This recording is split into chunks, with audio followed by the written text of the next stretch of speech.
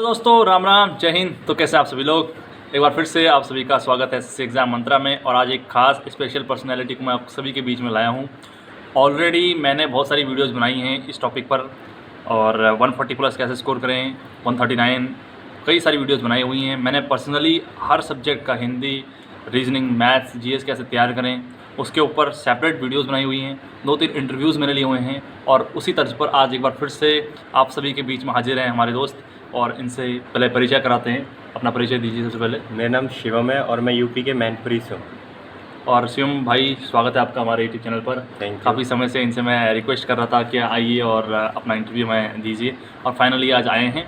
अब ये आपको बताएंगे कि इनका स्कोर कितना था 2022 जीडी में, और इन्हें कौन सी फोर्स मिली है, ज़रा एक बात बता दीजिए। मेरा रॉ मार्क्स 133.5 था और मेरा फाइनल स्कोर जो हुआ था 139 था, और रैंक 1900 प्लस कुछ थी मेरी। 1900 प्लस रैंक थी, और आपको सीआरपीएफ मिली है। आपकी जो चॉइस थी वो मैं नहीं पूछूंगा अभी क्या थी क्या नहीं थी, ठीक है, जो भी, क्योंकि कट ऑफ काफ़ी हाई गई थी यूपी की। कितनी गई थी सीआरपीएफ की कट ऑफ? सीआरपीएफ की तो कट ऑफ 136 या 7 थी। मतलब मार्क्स तो मेरे इन आईटीबीपी वगैरह सभी से ज़्यादा थे, बस जो चाहिए थी उनसे थोड़े कम थे। ठीक है, कोई बात नहीं, मैं पूछूंगा भी नहीं आपको क्या चाहिए था या क्या नहीं चाहिए था, ठीक है। लेकिन ये था कि आपके नंबर बीएसएफ से भी ऊपर थे, आपके नंबर आईटीबीपी से ऊपर थे, ऊपर थे, ठीक है। तो इनको ये सब फोर्स मिल सकती थी, लेकिन सीआरपीएफ इन सबसे ऊपर इनकी प्रेफरेंस थी, तो सीआरपीएफ इन्हें मिली है। और सबसे कम बीएसएफ की गई थी आपके यहाँ? हाँ, सबसे कम बीएसएफ सबसे की कम 133 के अप्रॉक्स थी। ओबीसी कैटेगरी, ओबीसी की। ओबीसी यूपी 133 समथिंग जो है कट ऑफ गई थी, और भाई की 139। हाँ, 139 फाइनल स्कोर इनका था, और एक काफ़ी अच्छा स्कोर इसको कहेंगे हम। और अगर किसी अदर स्टेट से होते तो हो सकता था इन्हें और बेहतर जो इनकी पसंद की पोस्ट थी वो मिल जाती। पसंद की क्या पोस्ट थी क्या नहीं थी वो हमें कोई मैटर नहीं करता यहाँ पर। अभी फिलहाल जो मिल गई है वही बेहतर है हमारे लिए। क्यों भाई? अब तो ठीक है, मतलब ये भी ठीक है, अच्छा है, बहुत अच्छा है, बहुत अच्छा है, कुछ नहीं से बहुत अच्छा है, बहुत अच्छा है, ठीक है। अब ये तो हो गया ये बात। अब बात करेंगे हम कि किस प्रकार से हमें तैयारी करनी है। लड़कों ने बहुत सारी वीडियोस देख ली हैं ऑलरेडी, परंतु किसी एक कंक्लूजन पर वो नहीं पहुंच पा रहे हैं। ऑलरेडी मैं ही खुद यहाँ पर प्रदीप भाई, सतवीर भाई, प्रदीप भाई, कई सारी वीडियोज़ में इनकी बना चुका हूँ, और उसके बावजूद भी लड़कों का डाउट्स जो क्लियर नहीं हो पा रहे हैं। एक बार फिर से ये लास्ट वीडियो रहने वाली है हमारी इंटरव्यू की। इसके बाद मैं किसी का इंटरव्यू लूँगा नहीं, और लास्ट वीडियो समझ के इसको आज आप देखना, ठीक है। तो सबसे पहले हम शुरू करेंगे 1 बाय 1 सब्जेक्ट को हम लेकर चलेंगे। सबसे पहले मैथ्स से ही शुरू करेंगे। मैथ्स में बताइए आपका स्कोर क्या था? मैथ्स में मेरा 34 मार्क्स थे। मैथ्स में 34 मार्क्स मैथ्स में थे। आप हमें बताइए कि मैथ्स की तैयारी किस प्रकार से करें, बल्कि आप समय कम रह गया, 2-2.5 महीने ही हैं, मुश्किल से होंगे, तो किस प्रकार से तैयारी करें कि अच्छा स्कोर किया जा सके? पहले तो मैथ्स में एक पर्टिकुलर किसी यूट्यूब चैनल का तो नहीं बोल सकते, लेकिन एक कोई बुक आती है, कोई भी बुक आप ले लीजिए जो आपको थोड़ी सही लगे, जीडी के लायक हो, तो उसे ना प्रॉपर एक बुक कर लीजिए आप। और उसके बाद मॉक टेस्ट बहुत ज़रूरी है। मतलब आपने किस बुक का सहारा लिया था, एक बार बता दीजिए। मैंने तो काफ़ी अच्छी बुक का सहारा लिया था। मतलब किरण भी थी मेरे पास, राकेश यादव भी थी, एडवांस मैथ्स। मतलब तैयारी कुछ ऊपर लेवल की कर रहे थे, लेकिन जहाँ हो गया वो ठीक है।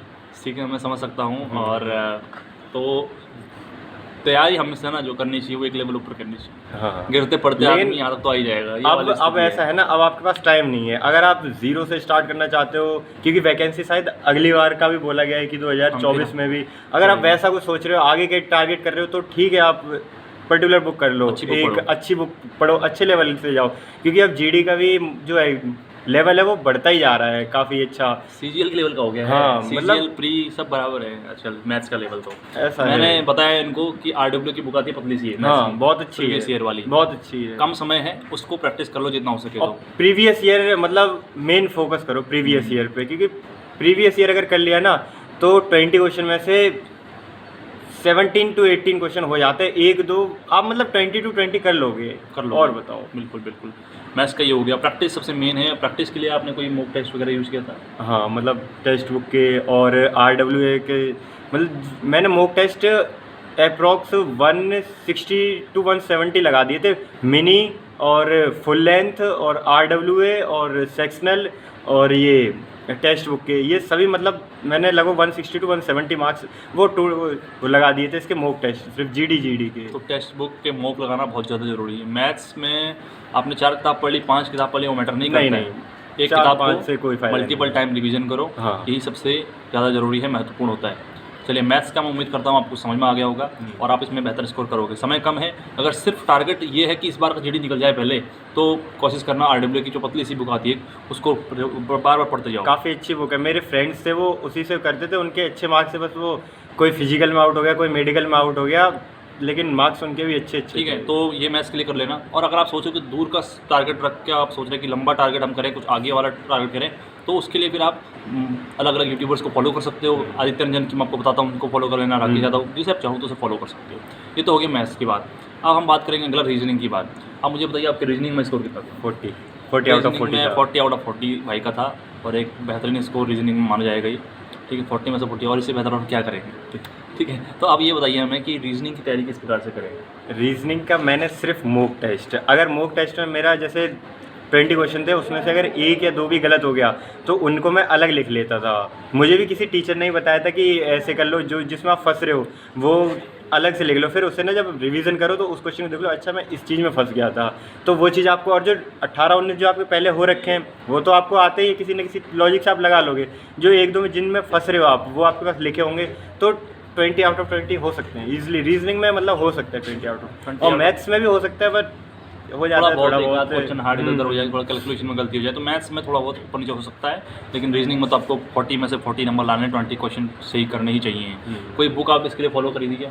मैंने बुक ली थी स्टार्टिंग में, अरिहंत की जो आती है वो ली थी। बाकी जीडी के लिए प्रॉपर बोला है तो सिर्फ मैंने मॉक टेस्ट किया था। मॉक टेस्ट चैप्टर वाइज आती है अरिहंत की, वो ले ली थी। इतनी सी बुक होती है, मतलब एग्जैक्ट मुझे याद नहीं है कितने प्राइस था, लेकिन अरिहंत की थी। तो बुक आप मत खरीदने इसके लिए, कोई भी कोशिश करना जितने प्रैक्टिस हो सके उतना करो, मॉक टेस्ट लगा लो, ठीक है। और ऑलरेडी मैंने रीजनिंग के ऊपर बनाई हुई एक सेपरेट वीडियो, कैसे रीजनिंग तैयार करें, तो आप उसे जाके देख सकते हो हमारे चैनल पर। ये हो गया रीजनिंग की। अब हम बात करेंगे हिंदी का। आपका हिंदी था? हाँ, हिंदी था। हिंदी में कितना स्कोर था आपको बताइए? 35 मार्क्स से। 35 हिंदी में थे। और क्या बात, हिंदी में 40 नहीं है? हो गई थी थोड़ी बहुत गलती, थोड़ी बहुत गलती हो जाती है, ठीक है। मैथ्स में आप 40 ले आओगे, लेकिन हाँ। हिंदी में भी कभी कभी हो जाता है ऊपर नीचे, ठीक है। अब हिंदी की तैयारी कैसे करें जरा एक बार मैं बता दीजिए। हिंदी की लूसेंट बहुत अच्छी बुक है जीडी के लिए, क्योंकि जीडी में ज़्यादा ग्रामर सेक्शन नहीं आती, सिर्फ वोकेब सेक्शन ज़्यादातर आती है, तो वोकेब के लिए हिंदी की लूसेंट बहुत बढ़िया बुक है। तो हिंदी में, और जीडी के लिए स्पेशल, अगर आप किसी स्टेट के लिए प्रॉपर, मतलब स्टेट वगैरह में जाओगे तो थोड़ी अलग से देखनी पड़ेंगे। बाकी जीडी वगैरह के लिए तो हिंदी की लूसेंट बुक बहुत बहुत अच्छी बुक है। मैंने, और नहीं तो आप हिंदी की जो सर की आती है RW वगैरह की, वो देख सकते हो आप। हाँ, वो मैंने जब हिंदी की सेपरेट वीडियो बनाई थी तो उसमें भी मेंशन किया था, क्योंकि मेरे फ्रेंड्स के पास थी तो मैं उनसे थोड़ी बहुत ले लेता था पढ़ने के लिए। जैसे वोकैब आती है तो वोकैब एक बार उस बुक से भी देख लो तो हिंदी के वोकैब ईजिली याद हो जाते हैं, कि हमारे डेली रूटीन वाले वर्ड्स होते हैं, बचपन से पढ़ रहे तो हो। बचपन से पढ़ रहे इसलिए याद हो जाता है वो। तो हिंदी का ऐसा है, व्याकरण ज़्यादा आती नहीं है, सिर्फ आपके वर्ड बेस्ड, शब्द बेस्ड जो हम डेली लाइफ में यूज़ कर रहे होते हैं। मैंने एक वीडियो में वो बताया भी था इनको कि क्या करें यार, बहुत सिंपल आता है। राधा खाता है, बस ऐसे भी क्वेश्चन होते हैं। हाँ, सही बात है। तो राधा खाता है, राधा खाती है, तो इस प्रकार के नॉर्मल क्वेश्चंस होते हैं। अगर जो एरर आएंगे वो इसी टाइप के होते हैं Errors हिंदी ही में। होते हैं, जीडी में सिर्फ मैथ्स और रीजनिंग ही थोड़ा, मतलब, और जीके थोड़े बढ़ा दे, हिंदी ज़्यादा हार्ड नहीं होती है। नहीं होती हार्ड। मैंने ऑलरेडी वीडियो बनाई हुई है, आप चाहो तो हिंदी का वो देख सकते हो। और भाई ने बता दिया कि RW की पतली सी बुक आप ले लो, समय कम है, वो आपके SSC GD पर से ओरिएंटेड है पूरी, ठीक है। सिर्फ उसमें आपको मुहावरे और आपके जो है क्या बोलते हैं उसको, श्रुति सम्मिलनार्थक, हाँ। इस प्रकार से जो है ना, एक अनेकार्थी शब्द, विलोम शब्द, अनेकार्थी शब्द, पर्यायवाची, सिर्फ एक बुक ले लो और उसी को मल्टीपल टाइम करो। ठीक है। मैंने खुद एक बुक को मैंने, तो ये था हिंदी का। हिंदी में आराम से आप 40 नहीं भी करोगे तो 38, 37, 38 तो ला ही सकते हो, 35 प्लस आ जाएगा। व्याकरण का पोर्शन ज़्यादा आता नहीं है, 1-2 क्वेश्चन इस बार ऐड हुए थे। हाँ, इस बार 1-2 क्वेश्चन व्याकरण के ऐड हुए और थे। मुझे लगता है उसी के चलते लड़कों के जो क्वेश्चन थे वो गलत हुए हैं, कुछ वो कर नहीं पाए, ठीक है। ज़्यादा हार्ड व्याकरण नहीं आती है। आप चाहो तो एक मैराथन वीडियोस कोई से भी देख लेना यूट्यूब पर, RW की मैंने देखी थी एक वीडियो मैराथन, और उसके चलते मेरा जो व्याकरण था उसके एक भी क्वेश्चन गलत नहीं हुए थे। हाँ, ग्रामर के लिए आप मैराथन देख लो, इनफ है। बहुत कुछ ज़्यादा और आता नहीं। हाँ, ग्रामर में उतना नहीं आता। वोकैब जरूर, वोकैब मल्टीपल टाइम रिवीजन करते रहना, क्योंकि उसमें समास नहीं आता, छंद अलंकार कुछ ये नहीं आते। कुछ भी नहीं आता ये कुछ नहीं सब। आता, ठीक है। 1-2 क्वेश्चन बहुत सिंपल आते हैं, वो आप कर लेना। वो भी एरर से रिलेटेड होंगे, एरर से रिलेटेड आएंगे, तो लिंग का होगा या फिर कोई सर्वनाम या संज्ञा का मतलब नॉर्मल से एरर होगा बहुत उनमें। सिंपल व्यक्तिवाचक गुणवाचक इस हाँ, प्रकार बस से बस नॉर्मल से रहते नॉर्मल हैं, से एरर वो आप होगा। कर लोगे, ठीक है। ये हो गया हिंदी का। अब एक पोर्शन हमारा बढ़ रहा है और बचा है, बहुत खतरनाक पोर्शन इसको कहते हैं, डर के मारे सांसें फूल जाती है लड़कों की, और इसका नाम है जीएस, ठीक है। अब मुझे बताइए जीएस में आपके कितना स्कोर था? एग्जैक्ट तो नहीं याद है, बाकी 25 के अराउंड में था, मुझे एग्जैक्ट नहीं याद है। 25 के अराउंड में नंबर देंगे। 26 या 25 ऐसे कुछ थे, बहुत मतलब। ज़्यादा नंबर होते अब आप देख लेना, कैलकुलेट कर लेना, 133.5 थे। उसके बाद जितने मेरे बच रहे हो उधर के तीनों सही हैं, जीके के मुझे एग्जैक्ट याद अब नहीं है। देखिए एक बात आप कि 25 या 26 मार्क्स अगर आपके हैं जीएस में, तो मैं इसको बहुत ही बढ़िया समझता हूँ। माफ़ी चाहूँगा, ये देख रहे हैं आप भाई, बैराक्स में हूँ मैं भी, है ना, तो मेरे पास भी सिस्टम विस्टम कुछ नहीं है। आपके लिए देख रहे हो क्या क्या मेहनत करनी पड़ रही है, इस प्रकार से वीडियोस बना रहा हूँ मेहनत आपके तो लिए। कर रहे हैं ये भाई। देख रहे हो सब टंगे हुए हैं, कच्चे बनियान सब टंगे हुए हैं ऐसी, ठीक है। तो इन सब के लिए माफ़ करना, लेकिन जो आपको चीज़ हम दे रहे प्रोवाइड कर रहे हैं ना, उस चीज़ पर फोकस करो, ना कि ये बैकग्राउंड पर, ठीक है। सही इस चीज़ का आपको ध्यान रखना चाहिए। तो जीएस की बात कर रहे थे, 25 नंबर बहुत ज़्यादा होते हैं भाई, मेरे विचार से मुझे ऐसा लगता है कि 25-26 नंबर कोई आदमी अगर जीएस में ला रहा है 40 में से, तो बहुत ही ज़्यादा सुपर टैलेंटेड आदमी है, क्योंकि जीएस में स्कोर करना बहुत ही टफ काम होता है। मैथ्स में 40 में से 40 ले आऊँगा, हिंदी में 40 में ले आऊँगा, रीजनिंग में 40 ले आऊँगा, लेकिन जीएस में मेरे नहीं हो पाता, मुझसे खुद में नहीं हो पाता है सच में। तो अब आप ज़रा अपनी स्ट्रैटेजी बताइए, किस प्रकार से आप जो है इतने ठीक ठाक स्कोर आपका रहा जीएस में?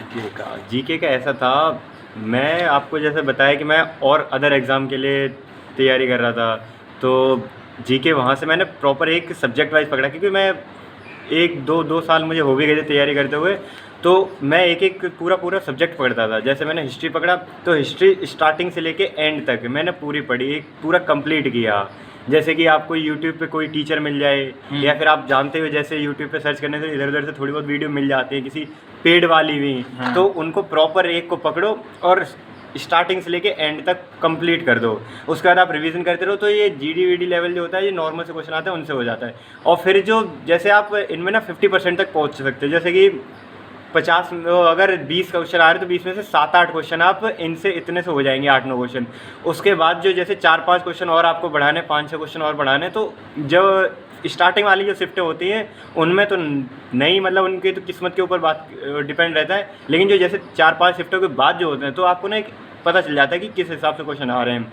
जैसे कि मेरे फ्रेंडों को मैंने आपको पहले बताया कि इस एग्ज़ाम को निकालने में फ्रेंडों का काफ़ी योग रहा है उनका, तो उन्होंने जैसे मुझे उनको जैसे पता चलता था ना कि अच्छा एग्ज़ाम में ना जो गवर्नर वगैरह पूछे जा रहे हैं, तो उनके पास नोट्स होते थे, मैं उनसे ले लेता, भाई मुझे दिखा दे, उनका एग्ज़ाम जैसे हो गया या फिर आगे पीछे, तो मैं उनसे लेके और अपना ऐसा पर्टिकुलर एक साथ अगर आप 28 के 27 जो भी स्टेट हैं सबके गवर्नर या जो भी पकड़ोगे, डांस पकड़ोगे, तो प्रॉब्लम हो जाएगी आपको करने में। स्ट्रेटेजी के बहुत इंपॉर्टेंट रोल प्ले करती है। तो जैसे टारगेट के लिए आज मुझे 5 याद करने हैं, तो 5 आप याद कर लो, फिर अगले दिन क्या है वो 5 को रिवीजन करना है और अगले 5 याद करने हैं। जैसे कि नवीन सर की सीजीएल के लिए उन्होंने स्ट्रेटेजी के चलाई थी, तो मैंने ये देखा कि जीडी के एग्ज़ाम में कौन कौन सी चीज़ें आ रही हैं स्ट्रेटेजी के से, तो वही टॉपिक मैंने नवीन सर की वीडियो से देख लिए, नवीन सर की वीडियो से देख के अपना कॉपी में लिख लिया, और बस डेली 5 ये याद करने, 5 ये याद करने, 5 ये याद करने, ऐसे करके स्ट्रेटेजी के मेरी ऐसे हो गई थी। इसलिए थोड़ा मतलब जीके मुझे भी ऐसी उम्मीद नहीं थी, क्योंकि 2-3 एग्ज़ाम में मैं जीके की वजह से रहा हूँ, जीके और इंग्लिश की वजह से, तो जीडी में इतना स्कोर जीके मेरे खुद नहीं लगता था कितना हो जाएगा, लेकिन हो गया। तो ये सब था, मुझे तो समझ में नहीं आया कि क्या स्ट्रेटजी उन्होंने बताई जीएस की। मैं खुद कमज़ोर हूँ जीएस में, ठीक है। भाई के मुझे मतलब सौभाग्य है कि इनके साथ मुझे रूम शेयर करने का अवसर प्राप्त हुआ है, तो धीरे धीरे करके सीख जाऊँगा जीएस में भी, ठीक है, और आपको अच्छे तरीके से और बेहतर गाइड कर पाऊँगा जीएस में। जीएस की एक सेपरेट वीडियो मैं भी डाल दूँगा, वो आप देख लेना इसके बाद।